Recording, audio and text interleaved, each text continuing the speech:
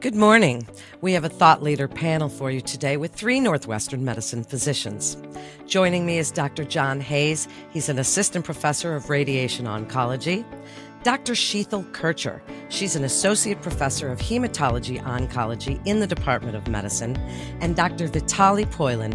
He's an associate professor of surgery in the Division of Gastrointestinal Surgery.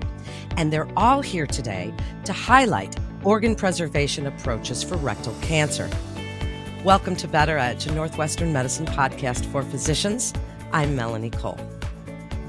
Doctors, thank you so much for joining us today. And Dr. Poylin, I'd like to start with you.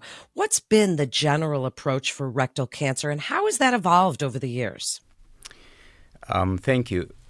So even though colon and rectum is kind of part of the same organ, for decades we've been treating rectal cancer differently because of the differences in anatomy, physiology of the organ itself, as well as the understanding that the rectal cancer is more aggressive and leads to more significant consequences for patients compared to colon cancer. So for decades, it's involved combination of surgery, chemotherapy, and radiation therapy, and we've been kind of playing and tweaking these approaches for a while. So for a couple of decades, based on a couple of good trials, the approach has been to start with radiation therapy to kind of shrink the tumor, make surgery more feasible to remove everything that's there, followed by chemotherapy. But as we progressed, there were a couple of things that became clear. So first of all, a number of patients ended up not finishing all those 3 important components of a treatment of rectal cancer for various reasons, dependent, oftentimes complications from one of those treatment modalities. And the second one, as we were doing that, we realized that some patients, when we took them to surgery, had no tumor left in the organ, raising the possibility that maybe in some patients we can start skipping some of the parts of the treatment, whatever one of the 3 modalities may be, as well as realization that sometimes we can actually also tweak that and potentially improve the possibility that some patients may avoid surgery altogether by changing the order in which we approach these. Yeah, I agree. It really seems like it's been a one-size-fits-all for many, many, many years. It's only in the last, say, 5-6 years that we say, oh, wow, we can have some nuance to this and really tailor our treatment to be aggressive, control disease. But we also now have a pause can we de-intensify therapy to improve quality of life while maintaining the same great outcomes? Yeah, I love the history throughout all of this from the standpoint that, as you mentioned, go back decades. 1990 or 91 was when the NCI came out and said, if your surgeon finds this, then add adjuvant therapy. And at that time, adjuvant therapy was one drug, 5-FU, and radiation. And then through the 90s and then the first decade of this century, what we've ended up finding is that we can identify those factors ahead of time. So we were motivated to say, okay, we know that a lot of these patients should have adjuvant therapy. Adjuvant therapy leads to less recurrences. What if we move it up, right? And we always talk about the German rectal cancer trial, but there are many other analyses that looked at patients who had radiation before surgery with the initial intent of sphincter preservation. It wasn't organ preservation, it was sphincter preservation. And that's where, and among, and maybe for non-operative patients who have medical contraindications or simply refuse treatment, we grew from there because that's when we first started realizing some of these patients are going to have a CR. The disease is not going to be evident. They're going to deny the opportunity to remove it, and then they didn't have recurrences. Yeah. And so customization really built off of that observation, that pathway. And now there's a lot more we do to really individualize for patients, folding in their desires, right? Because that's what many of them are, just whatever you do, avoid surgery. Right. Absolutely. And this is also kind of a disease where you can actually see all of these different advances in medicine and surgery come together, because our imaging modality became better and our understanding of what it means become much more sophisticated, so we can start picking out small details instead of rather than one size fits all. The understanding of surgical techniques and approaches also advanced, that we can now also tweak things a little bit better, as well as with radiation. So these are all things were kind of coming together, but then starting to interact to provide this more individualized and very approach. interdependent too. Oh, yeah. I think timings, we're oftentimes in rectal cancer, although I think that's changing as we've seen the MSI high tumors, but it's still moving the chairs on the deck. Do we put chemo first, radiation first? And the interdependency of this really lends itself to multidisciplinary, required tumor boards, essentially for all of these patients with early stage disease. Yeah, again, if you go back far enough, and in my practice I have, the surgeons would have to tell me how high something was. Absolutely. And it was by rigid proctoscopy. We didn't have, even EUS wasn't great at telling me distances. And that would determine whether or not I had a good role, or it's something that I was going to be superfluous. I'm not needed in this case. And then things like the Mercury trials, they went and taught us a little bit more about the anatomy as it reflects on the surgery that's going to be performed, and then you can make better choices. And maybe, again, better choices for surgery, but then we're talking today about how we've evolved into many patients not having surgery at all. Well, I think that's become especially important with what we're seeing in the incidence of especially rectal cancer in our younger population. Right. So the need and desire for fertility preservation really speaks to de-intensification of radiation and kind of that element of having a young population and their goals and needs is very different than our elderly population. Yeah. Dr. Kircher, why do you think that is? Why are you seeing this more in a younger population? Man, I wish we knew. It's the studies are showing that we still need a lot more studies, but we're not seeing a clear risk factor that we could put our hat on. It's an international problem. It's an international problem. We can't look at a certain environment, population, break it down into demographics and say, oh, well, here's the link. This seems to be associated with a shift in age. It's everywhere. And it's actually, it's historically, again, this is how it started. I remember, there is this trend for younger cancers, especially in Asia and Southeast Asia, and we were all pontificating how maybe it's something environmental, and then we start seeing it here as well. So maybe not. So, but it's... diet has always come up as a possible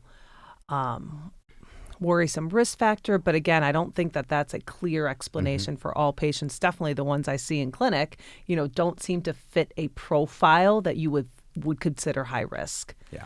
So I think this speaks to screening, and I think primary care doctors are becoming more and more aware. GI doctors are more and more aware of this phenomenon. So we, as we know, we've decreased the age in which screening colonoscopy starts to 45, but even in younger patients, kind of taking those serious symptoms. And I think what makes this even more important is as we see in cancer in younger and younger folks, within colorectal cancer, it's a rectal cancer that we see in even younger populations. So it's for no clear reasons, but very important. Yeah. Dr. Hayes, I'd like you to expand just a little bit on what Dr. Kircher was discussing. It's quality of life. That's such an important aspect of this type of cancer and that multidisciplinary collaboration that you've all been discussing. But there are going to be then other people involved to help with that quality of life. And Dr. Kircher even mentioned fertility preservation. Can you expand on all of the professionals that are involved and how you all work together in that tumor board? Yeah, it's critical for us to know the details of the tumor and the extent of it. So whether or not it's through the rectal wall, whether or not the nodes are positive, whether or not there's extramural lymphatic vascular invasion. All of those are signs of more advanced local disease. And then when we fold this in, we're often talking about opportunities for treatment based on the patient's desires. And Sheetal already mentioned how many of these patients are younger, and we're going to maybe avoid radiation therapy for some of them because of concerns about fertility and long-term pelvic complications of radiation therapy. And to a large extent, these things require an ongoing discussion between us. I have to talk to Vitaliy about whether or not something's going to require removal of the sphincter, right, an APR. And that will be critical in deciding whether or not someone is going to want to have organ preservation treatment. So the age and then the extent, the anatomic extent of the disease, and then very importantly, and something that's come up and is now nationally known thanks to relatively early publications for small numbers of patients, there are the subtypes that are they have MSI unstable tumors, because that's now a whole different animal, and that's part of customizing. So those patients may have great prolonged survival with immunotherapy, and we can step back from that, both of us, and simply look to medical oncology to manage that. So each one of these could be different bins in which you want to place your patient, but you're going to only be comfortable there in the right place if you have a real acknowledged approach with you and your colleagues. And nowadays it's not just phone calls, it's emails, et cetera, the texting back and forth just to touch base about this or that. So there's a necessity of ongoing cooperation. And what it emphasizes, again, what I'll tell folks when I see them, we have two priorities, right? One is take care of a cancer, and the second one is quality of life, and they're both extremely important. And, that's why, you're not just seeing me and then we're going to go and get it treated. It requires the big team, and it's a medical oncologist, radiation oncologist, surgeon. Genetics nowadays is extremely important, and we'll go into more details on testing. The folks from fertility preservation and gynecology, and I'll tell them, look, we talk all the time, and it's just we're all involved in your care. It's just whoever is driving the bus at the moment, right? But we're all on that same bus with you. I think, though, when we talk about quality of life, we've become very focused on organ preservation techniques. Mm-hmm. But I think we have to be kind of respectful of the right patient for that approach, and really understand that sometimes preserving that organ may not contribute to improved quality of life. So our very low rectal cancers, either with or without surgery, sometimes will leave the patient with bowel dysfunction, sexual dysfunction, incontinence, and really finding the right approach is important to first maximize their survival and find what's really going to improve their quality of life. Sometimes that's organ preservation, and sometimes it's not. Right. Yeah, we have patients who their primary motivation is to avoid colostomy, even though it's temporary. Vitaliy has assured me, no, we're going to be able to hook them back up, right? When you look at the data on patients who have radiation therapy as primary curative treatment, they go into a CR, right? And when that happens, and studies like Oprah have shown us this could be upwards of half of our patients now. Mm-hmm. Properly selected, half of our patients may not need surgery, although within a few percentage either way, maybe 15% will have a recurrence. They can be salvaged surgically later on. But again, that road is different. When we look at patients who have non-operative treatment, not the MSI unstable patients, but in particular that have the radiation, they experience syndromes like the low anterior resection syndrome that is about the same rate as folks who have resection. Mm-hmm. So the location of the resection, and this gets to where I like to talk to the surgeons. Not everyone, in my understanding, correct me if I'm wrong, not everyone's going to have a coloanal anastomosis. Mm-hmm. So depending on location, how low that is, that location is also associated with quality of life influences, right? Some of those patients will be great. They won't have any long-term problems. Lower the anastomosis, the more the resection, and that's usually associated with the extent of disease, but that leads to the risks of whether or not they're going to have significant compromise to their quality of life. So organ preservation, carefully selected, is not free, right? A lot of those patients will still have long-term issues, functional issues. As a radiation oncologist, I often tell patients, the way I look at this and trying to predict whether or not you're going to have a long-term problem is think about the tissue that we've treated, separate it medically, and look at it just functionally. That part of you will be older than the rest of you, all right? That it won't have the capaciousness. It won't hold as much. You're going to have more frequent bowel movements. You're going to have more urgency. Why do I compare this to aging? Well, because through the years, as I've listened to patients, and when I tell them this might happen, if they're 70, 75 years old, they're often shrugging their shoulders. Yeah, I know. That's been the trend. I know what life is like. You talk to somebody who's 40 or 45 or 50, that's harder for them to accept. But regardless, circling back to what we were talking about earlier, selection of patients is so critical. What's their motivation? What are they trying to avoid or not avoid? And when we find out that they really want to avoid resection, if at all possible, we have avenues for that now, right? I think we have avenues, but we also have a lot of questions still. Right. You know, I think we're still wondering short course versus long course radiation. You know, what's the correct sequencing of the total neoadjuvant, whether we start with chemotherapy first versus radiation, and how intensified do we need to get into our chemotherapy? I think the studies so far, we've answered parts of that.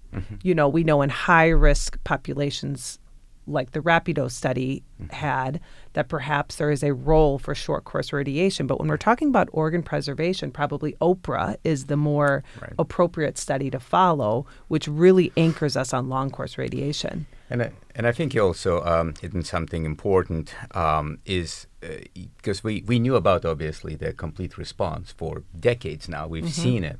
But the big question was, well, some proportion of folks who will come in, it looks like they have a clinical complete response. Do they actually have a pathologic complete response, meaning is everything is gone or we just think it's gone? And if it comes back, can we give them the same outcome as if we took them to surgery earlier? And it took quite a while, especially in this country, but at this point, we have a very we know with a reasonably high likelihood, if you meet this very strict criteria, right, that we will, review, apply, and then you follow, if things come back, we can give you the same outcome, meaning we can actually reliably offer people that possibility. But it's also this understanding that, some people will fail, and some people that may not be the goal.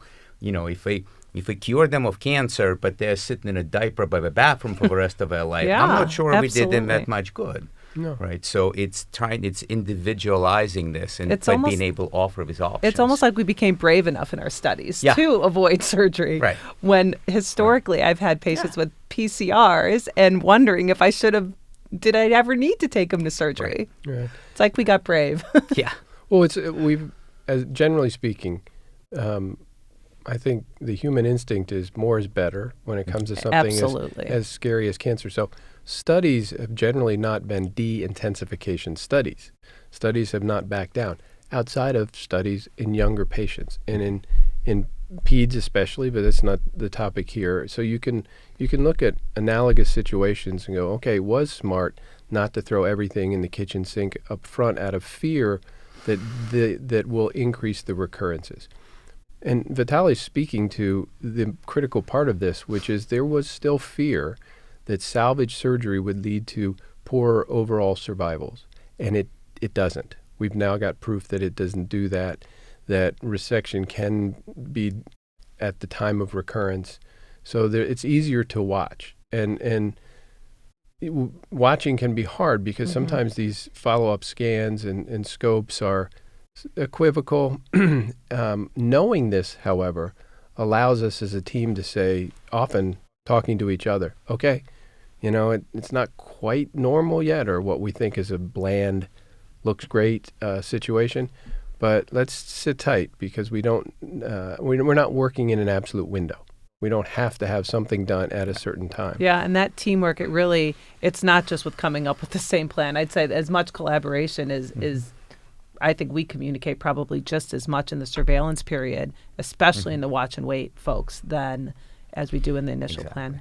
And I think it allows us also to kind of include patient even more into that decision making compared to one size fit all what we had, because we can say, okay, it looked like you maybe have a complete clinical response, you'll qualify. This is what it means. This is what it means from follow-up standpoint, the function, the scans, the everything, and then we can actually, and if things change, we can circle back and change the plan. And that can be challenging for patients too, because we do have more decisions to make, and that shared decision-making piece of it, it used to be very prescriptive what we did in rectal cancer, and now we're eliciting patients' goals, and that can be challenging for people. So I think we're all learning how to better elicit the true kind of goals of the patients. And it can change. And I'm going to tie this together with what you mentioned earlier about choices for radiotherapy. Just as we may lay out a strategic plan for somebody, well, this looks like a locally advanced rectal cancer. It's higher grade. There's EMBI. It's very low. Okay. Those patients, especially if it's very low, they should have longer course radiation. The pelvic control rates are better. Let's say it's higher and it's still worrisome. It's got some characteristics that are worrisome for pelvic control. Radiation would help optimize that, knowing that based on bulk alone, but some of the other prognostic factors, those patients they're not likely to have a 50% complete remission rate. So we start with short course, right? We start with short course because we're also concerned about systemic disease in these patients. As Vitaliy said earlier, that's still the first goal, to cure, and then to optimize your quality of life, and it runs in parallel. And as we've also talked about, organ preservation is a surrogate for quality of life. It is not quality of life. Quality of life varies within that.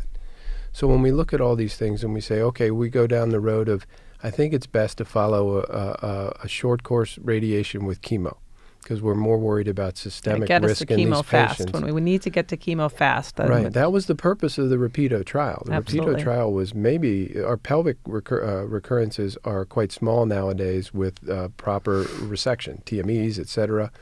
The issue is not the pelvis anymore. It's distantly. So they found that pelvic control could be just as good with short course. Let's not get into the details or the weeds of that study and who was and wasn't in it, but it was relatively advanced disease, locally advanced, but with poorer prognostic factors. And looking at that was the jumping off point for, during COVID, some institutions going to short course for everything. Okay? Right. Memorial in particular is one institution that I know did this, and I've seen follow up on their patients. So when you look at short course versus long course, which is the 5.5 weeks worth of treatment, when they looked back at the results, organ preservation was better with long course. Okay? It was probably a 10 to 15% difference, but let's just say 10. So in that, if I know ahead of time that someone wants organ preservation, I'm going long course. If it's a very low-lying lesion with, again, the low the risk factors for higher risk of recurrence in the not just because of location, but because of extent, mesorectal margin threat, et cetera. It's long course. If it's higher and I go short course and complement with systemic therapy and it goes into a CR, you can still watch those patients. Okay, so that's where the decision point now has moved downstream. And what if the patient says to you, you know what, I thought I wanted this out right away. You guys talked me back from that. We've gone through this, and now my symptoms are gone. Follow-up scans look great. That'll make a world of difference, yeah. The decision has changed. I don't want surgery, et cetera. You don't have to do that. And that's the point. That's where you're looking for feedback as you go. It's as if we set up the strategic plan, and then we still have stopping points at which we reevaluate. And I think the studies have really shown us that there are multiple pathways to getting to that path CR, whether it's intensifying chemotherapy or long course radiation or flipping the two in sequence.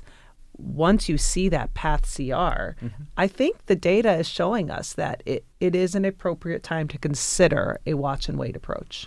Yeah. Thank you all so much. This is such a fascinating conversation, and I'd like to give you each a chance for a final thought. So, Dr. Kircher, why don't you start with what you would like the key takeaways to be? You've spent some time talking about successful outcomes, quality of life, fertility preservation. I'd like you to speak about those successful outcomes, how you're gauging that, and where you see this shared decision-making going in the future. Tell us anything you'd like as far as key takeaways. You know, the key takeaway, actually, which we didn't have a chance to really approach too much, we've mentioned the MSI high status, but about 3%. I know it's a small population, but, you know, I'd say one of the most exciting things I'm seeing in clinic are my MSI high patients.